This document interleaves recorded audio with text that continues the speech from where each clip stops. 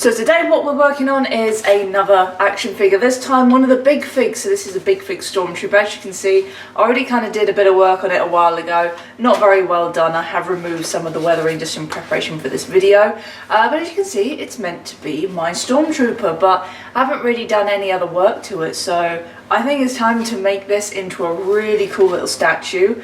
And yeah, I haven't actually worked on one of the Big Figs before, only the small figures, so this will be pretty interesting. So first up, I'm gonna make the base. Now I've already gone ahead and cut out a little piece of just hardboard. So this is just 3mm hardboard. If you've got some really heavy duty scissors, you can kind of cut it out. But you kind of want like a little woodworking tool for it, but I was able to just about get it out. So this is the rough shape you kind of want. I've learned from doing the Scout Trooper one that big bases are really awkward when you're trying to find places to sort of display these, so I'll try to make it as small as possible, but not small enough that I can't fit the trooper comfortably on it. And then I've just cut out a piece of 10mm or 1cm EVA foam, and I'm just going to go ahead and just stick this to the top of it and then cut out around the edges of this.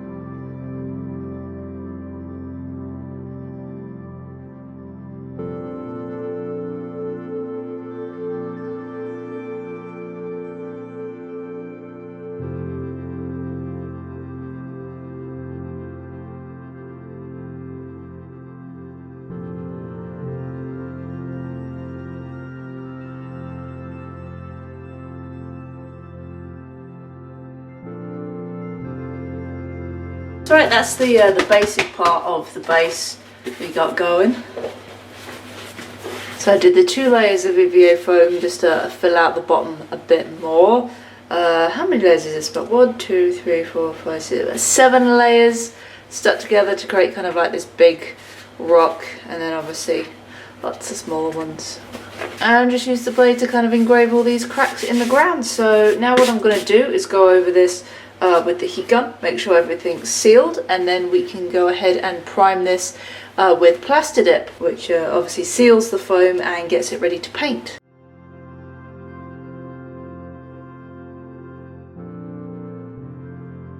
Right, so while that Plastidip is drying, let's take a look at our trooper body here. So I know I want 1 foot to kind of be raised up on top of the rock, so we've got some articulation in the legs, not a huge amount, but hey, that's accurate to how Stormtrooper armour really work. That's as high as your legs ever gonna get. So what we want to do is take off this knee.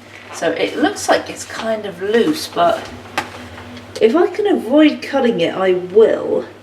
I think you can actually unscrew the leg at the back here. Also, for some reason, the very back of these, just the bottom of the legs, is yellowing on the plastic, so I'm not sure why that's happening, but my arm is apparently turning itself into a sand trooper. And where are my screwdrivers?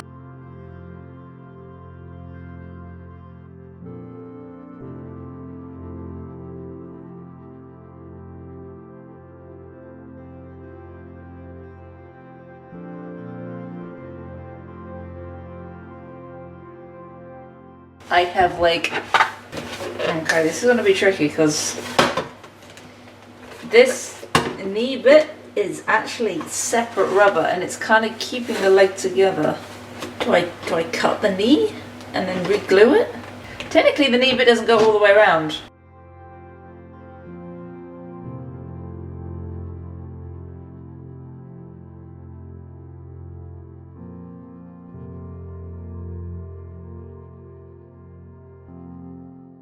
I've just got a bit of wooden dowel, and what I'm going to do is I'm just going to use the Dremel to go and make a big indent just kind of where I want the boot to be. Put a load of glue in there and also make a hole in the bottom of this leg for the trooper, because I'm not going to do anything to this leg, just so this leg is completely structurally sound. This is going to be our support leg, and this is basically going to mean that it's not just glued on here, it's actually got something to hold onto.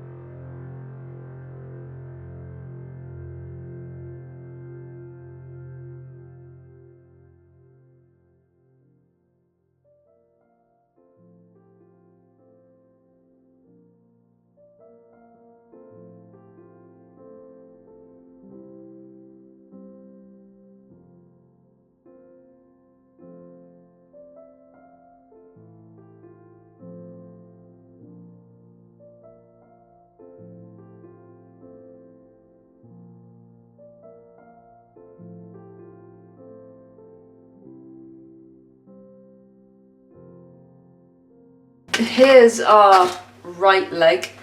So a little bit awkward figuring out, but I've basically just done the same method as I did for the smaller action figures I've done with this. So I got some aluminium wire. I just sort of twisted a load together just to make it a little bit stronger, and I've glued it in there with super glue and then covered it in hot glue so it stays. So basically I kind of use it a bit like armature wire, so I glue it in and then bend the knee where I want it to go, and then I've just tacked the knee in place and cut the foot off, and also glued the foot in the position I want it, because it can't be a straight foot. So now what we actually have to do is fill in all the gaps on the inside here. I've also slightly tacked the thigh in place just so it doesn't move. So to fill in the legs, I got a load of expanding foam. So hopefully this won't go absolutely everywhere.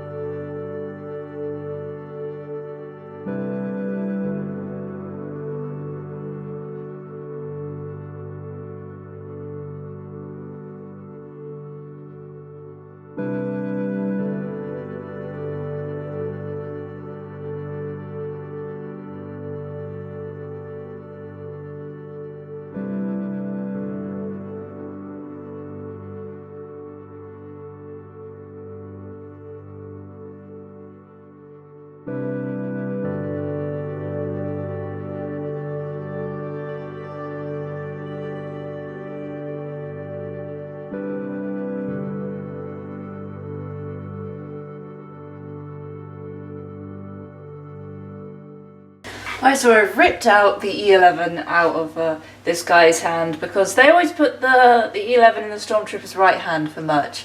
And I'm left-handed, so I hold my E11 in my left hand, which is how the Stormtroopers in New Hope actually held them, because otherwise your little power pack, or the ammo pack for what is Sterling submachine gun that this is based on, hits against the armour. So they held this left-handed, and yeah, as this is a model of me, I have to switch which hands it's being held in. So thankfully, the left hand on this figure does have like a hand gripping shape. So I've just made a different handle out of EVA foam. Just super glued that in place. It's a little bit small, but it has to be able to fit in sort of this shape hand. And yeah, the original handle is actually just molded into the right hand, but you can just rip it off. So you've got a really long finger on that side compared to that side. So what I'm going to do now is just sand away some bits of this hand, just so we can fill it in and just make it seem like it's either a closed fist, or do it so it looks like I can be holding on to the blaster with the other hand.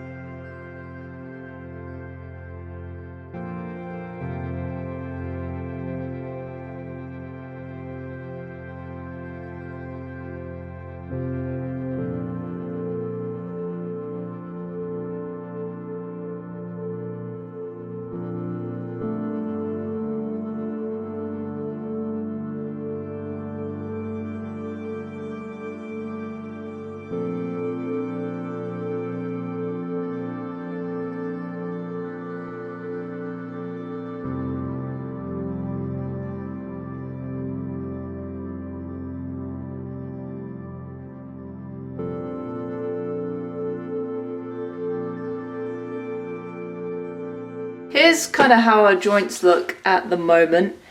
See, most of it is filler, but on some areas I've gone over it with Milliput just because it's a bit easier to work with, and sort of like added some uneven areas to make it look like sort of the fabric's bunched up. See, this one is mostly filler. Again, just added some little indents in there when sanding. See, this knee I've only added Milliput like halfway down because this top bit is actually going to be covered with the ammo pack that I've taken off. I just need to give it a repaint, and just filled in the back of the shoe as well, so that's all nice and covered.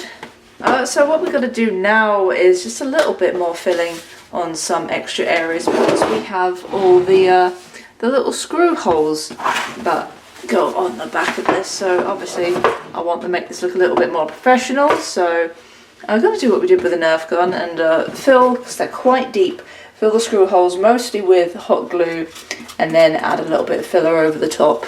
Just gently sort of sand away, and we'll try and touch up the paint a little bit just so we don't have to respray the entire body, because it's going to be weathered, so we don't have to have it perfect in every little place.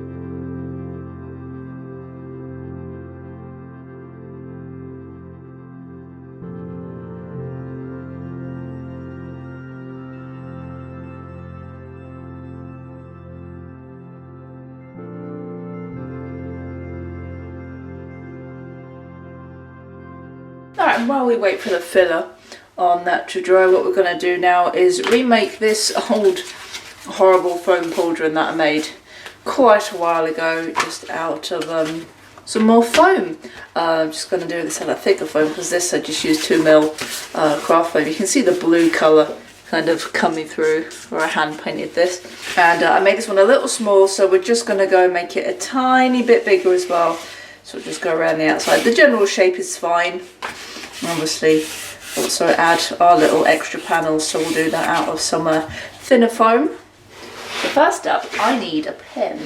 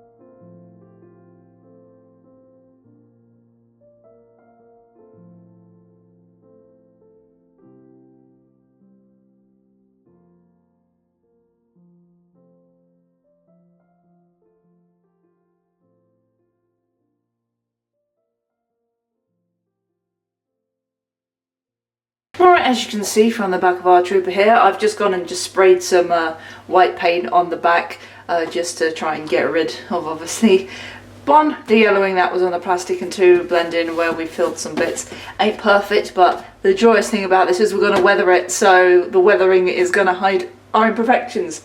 So I always say, good paint job hides your mistakes. So whilst I'm waiting for that to finish drying, because I will hit it with some gloss just so it matches the front a bit more, because otherwise you're going to get gloss at the front and then more matte towards the back. We're going to work on the base. So as you can see, I've already gone and kind of sprayed it with some of that textured stone paint that you would have seen me use before.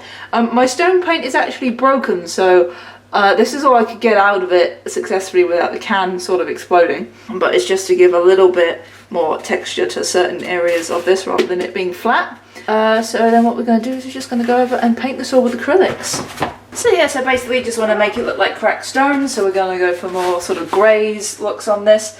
Maybe add a little bit of dirt, just like fill in some of these cracks with a dirty look. And as always, I like my trusty scenic soil, so we're going to use a little bit of scenic soil just to go in some bits, make it look like it's kind of like mossy sort of stuff growing on here. So yeah, let's start painting.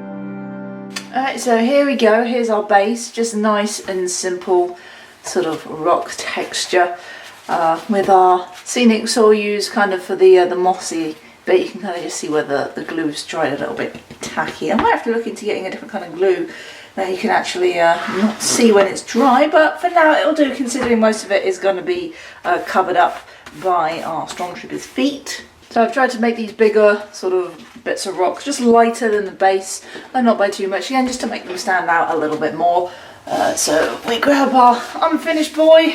You can kind of see what the foot placement is going to be like. So now I'm going to go ahead and make one of the little extra details that I want for this bit, which is actually going to be a burnt rebel flag.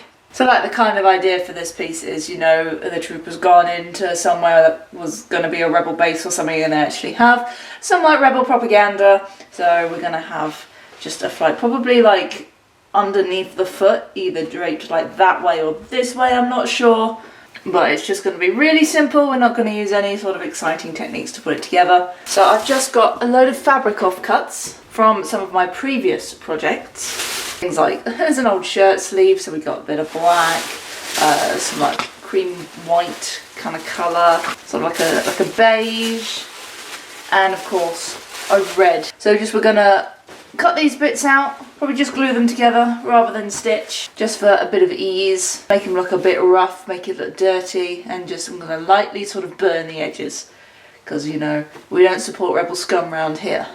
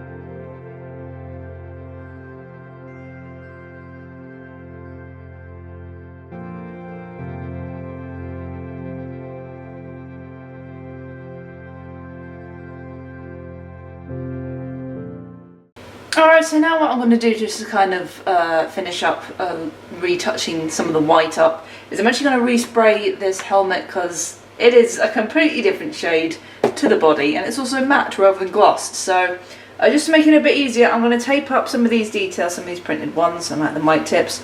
I'm not going to tape up the tube stripes. They're actually in the wrong place. They're really annoying, so they need to be up here.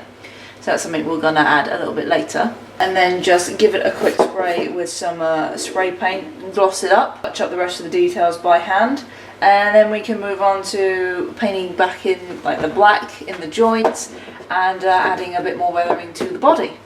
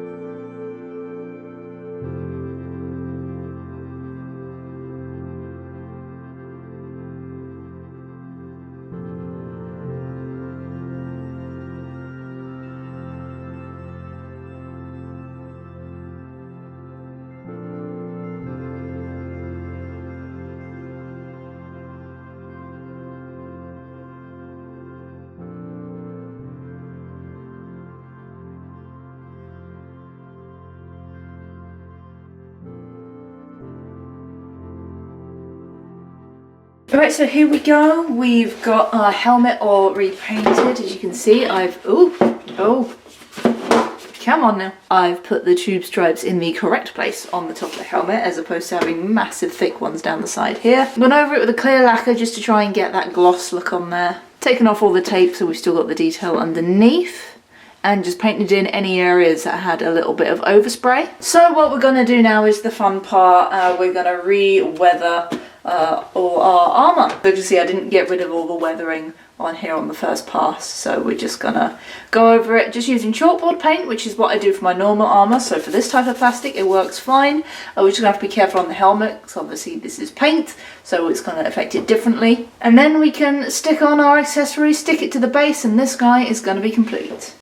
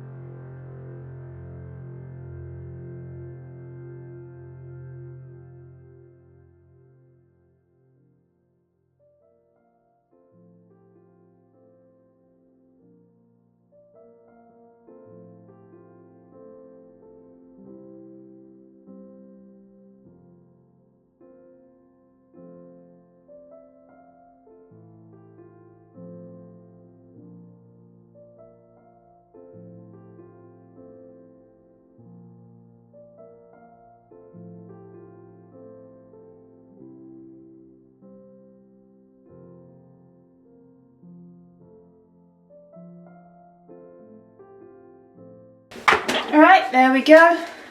Re-weathered, got the weathering done on the helmet, got my little identifiable scars. So now what we're going to do is glue it onto our base. So what I might do is just spray a load of expanding foam in here because there is a really big cavity in this boot.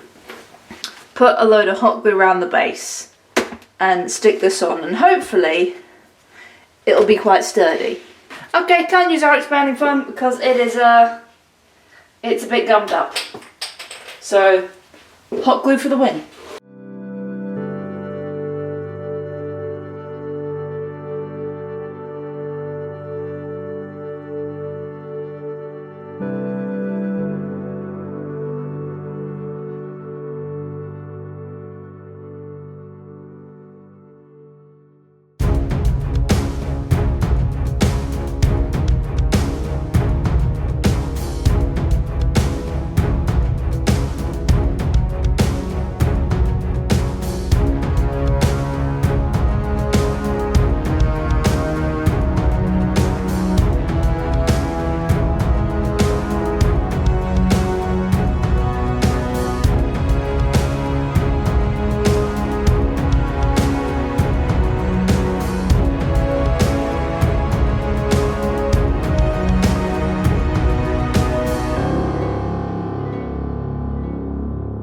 So there you go, one complete Big Fig transformation thingy to make it look cooler. So we didn't do a huge amount of change up to the joints. The awkward part was actually getting the gun out of the hand to swap it, because it would be weird if it was me and I was holding the gun in my right hand, because I don't do that. The helmet looks a lot better now that we've given it a different paint job.